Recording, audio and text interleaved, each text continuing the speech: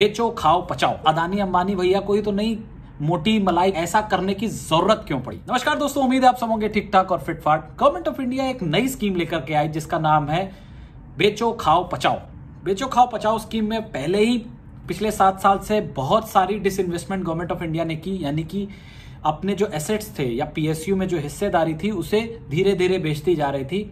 अब निर्मला ताई ने एक असेट मोनेटाइजेशन का एक नया फंडा मार्केट में डाला है, जिसके थ्रू वो कहती हैं कि एक नेशनल मोनेटाइजेशन पाइपलाइन होगी और इसके थ्रू करीब 6 लाख करोड़ के एसेट्स या पीएसयूज में पड़े हुए एसेट्स मोनेटाइज कर दिए जाएंगे। अब इसका मतलब क्या है?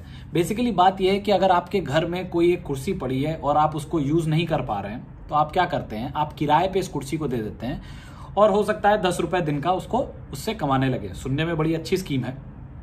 इसी को ही एक तरीके से मोनेटाइजेशन स्कीम कह रहे हैं।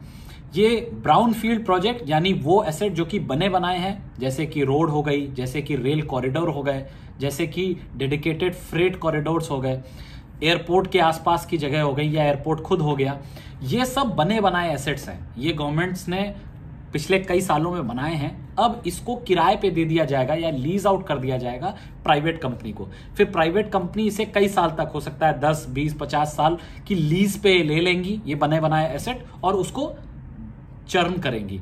इस पूरे प्रोसेस में गवर्नमेंट ऑफ इंडिया के पास ओनरशिप रहेगी, यानी मालिकाना हक गवर्नमेंट ऑफ इंडिया का ही रहेगा, लेकिन उसको निचोड़ने का या चूसने का, उससे जूस निकालने का पूरा हक प्राइवेट एंटिटी को मिल जाएगा। इस हक के रिटर्न में private entity government of India को कुछ एक फीस देगी, या इसको एक तरीके से किराया बोल लें, वो किराया देगी। ये ही पूरा सिस्टम है। अब जब ये किराया आएगा तो गवर्नमेंट इसको अपने जो डेफिसिट है उसके बजट में या फिर उस पीएसयू की जो रिक्वायरमेंट है बजट की, उस सबको पूरा करने के लिए यूटिलाइज करेगी। अब इस पूरे प्रोसेस को अगर आप देखेंगे तो सुनने में बड़ी अच्छी चीज लगती है कि गवर्नमेंट बड़े ओपन दिल से कहती है कि भाई हमारे पास बहुत सारा एसेट है जो कि यूज नहीं है, यानी इधर उधर बस पड़ा हुआ है, उस सब को हम लाएंगे और प्राइवेट कंपनीज को दे देंगे और कहेंगे भाई इसको यूज करो। और जब वो प्राइवेट कंपनी, क्योंकि गवर्नमेंट ऑफ इंडिया ने या मोदी जी ने मान लिया है पूरे दिल से कि सरकारी कंपनियां काम नहीं कर सकती या सरकारी लोग काम नहीं कर सकते, प्राइवेट ही हैं जो काम करने की क्षमता रखते हैं, वो उनके अंदर तक उन्होंने मान लिया है। और इस वजह से उन्होंने कहा भाई प्राइवेट प्लेयर्स ही उसका सही यूटिलाइजेशन कर सकते हैं। गवर्नमेंट जो लोग हैं या सरकारी लोग हैं वो बैठ करके देखते रहेंगे तमाशा। ठीक बात। अब प्राइवेट एंटिटी को वो एसेट मिल जाएगा, प्राइवेट एंटिटी उसको अच्छे से यूटिलाइज करेंगे, नए नए पैतरे निकालेंगे जिसके थ्रू उससे ज्यादा से ज्यादा जूस निकाला जा सके, ज्यादा से ज्यादा उसका यूटिलाइजेशन किया जा सके।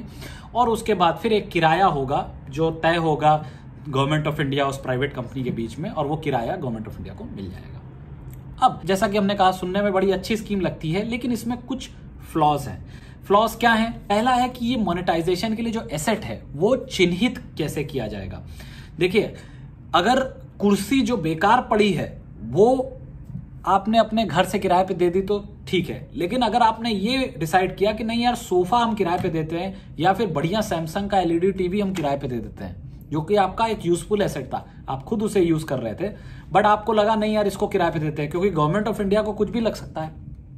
और वो प्राइवेट एंटिटी भी ऐसा नहीं होगा कि आपकी सूखी पड़ी हुई कुर्सी में इंटरेस्ट दिखाएगा, वो भी ऐसी चीज में इंटरेस्ट दिखाएगा जिसमें उसका फायदा होगा। तो गवर्नमेंट किस एस्पेक्ट को मोनेटाइज कर देती है, ये सबसे बड़ा सवाल रहेगा। कोई एक पीएसयू है, कोई भी ले लीजिए, एनटीपीसी का कौन सा प्लांट उसे लगता है जो वो ईयर मार्क करेगी कि कहेगी भाई इसको हम मोनेटाइज कर देंगे, वो देखना रहेगा, देखने वाली चीज रहेगी। कौन से सेक्टर में किस सेक्टर के किस यूनिट को वो प्राइवेटाइज करती है और किसको नहीं करती, या किस सेक्टर को मोनेटाइज करती है और किसको नहीं करती, ये बहुत इंपॉर्टेंट चीज रहेगी जो हम लोग फ्यूचर में देखेंगे। दूसरा है किस ट्रांसपेरेंसी से इसको हैंडल करती है, उसमें कौन बिड कर रहा है, किस तरीके से बिड कर रहा है, किस प्राइस पे उसको दिया जा रहा है। क्योंकि हो सकता है गवर्नमेंट कहे हाँ भाई 1 लाख करोड़ हमको मिल रहा है, ये बहुत अच्छा प्राइस है 6 लाख करोड़ की एक प्रोडक्ट के लिए, लेकिन क्या पता कि वो उसमें गवर्नमेंट ऑफ इंडिया ने कितना पैसा पहले ही लगा दिया हो और उसकी मार्केट में और क्या वैल्यू हो। ये सारी चीजें बहुत इंपॉर्टेंट होंगी देखनी। किस ट्रांसपेरेंसी से पूरी डील हो रही है, क्या सिर्फ अदानी अंबानी भैया को ही तो नहीं मोटी मलाई खाने को मिल जाएगी और बाकी जो प्राइवेट प्लेयर हैं उनको इधर उधर का पकड़ा दिया जाएगा, तो वो लोग भी इंटरेस्टेड नहीं होंगे, और जो लोग इंटरेस्टेड होंगे वो 10-12 साल उसका जूस निचोड़ लेंगे और उसके बाद फिर उसको फेंक देंगे और गवर्नमेंट को कह देंगे भाई हमने कुछ पैदा ही नहीं किया। ऐसे बहुत सारे एग्जाम्पल पास्ट में हो चुके हैं, गवर्नमेंट भी कुछ नहीं कर पाती आफ्टर अ पॉइंट। तीसरी बड़ी चीज है कि उस पैसे का जो गवर्नमेंट के पास आएगा इस पूरे प्रोसेस से, उसका गवर्नमेंट क्या करती है? क्या उसको अपने बजट का डेफिसिट कम करने में यूटिलाइज करती है, या फिर उस पीएसयू को दे देती है कि भाई आप अपने आपको रिवैम्प करो, अपने प्रॉफिट को बढ़ाओ, कुछ नई मशीनरी लाओ, नई टेक्नोलॉजी लाओ, एक्सपैंड करो। किस जगह वो पैसा लगाती है? या कोई ऐसे घोटाले में वो पैसा चला जाता है, उसके बाद फिर ना एसेट रहा आपके हाथ में और ना ही पैसा रहा।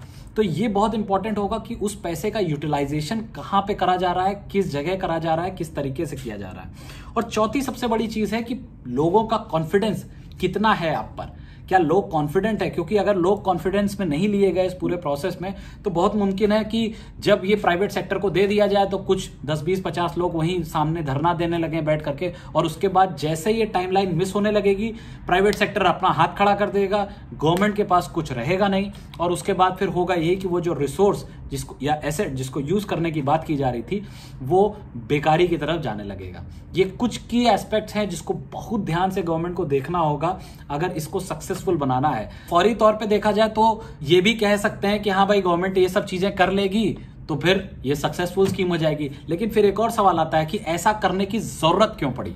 दरअसल ऐसा करने की जरूरत इसलिए पड़ी क्योंकि हमने टाइम टू टाइम अपनी गवर्नमेंट मशीनरी को बेकार करा है, हमने इंडियन ऑयल जैसी मजबूत कंपनियों को कमजोर किया है, स्ट्रैटेजिकली कमजोर किया है, हमने LIC जैसी मजबूत कंपनियों को कमजोर किया है टाइम टू टाइम, और अब जब वो कमजोर हो गई तो हमने ये कह दिया कि भैया ये तो बेकार एसेट्स है और इनको हम मोनेटाइज कर देते हैं। अगर आपको लगता है कि IOCL कैसे कमजोर हुई, ये ऊपर लिंक में वीडियो है, एक बार देखिए, मैंने बहुत पहले बनाया था, कैसे पूरे IOCL के खिलाफ या BSNL के खिलाफ, इन सब के लिंक भी मैं नीचे दे दूंगा डिस्क्रिप्शन में, कैसे गवर्नमेंट ने खुद उनको कमजोर किया और आज ये स्थिति है कि उनको अब मोनेटाइजेशन की तरफ बढ़ाया जा रहा है।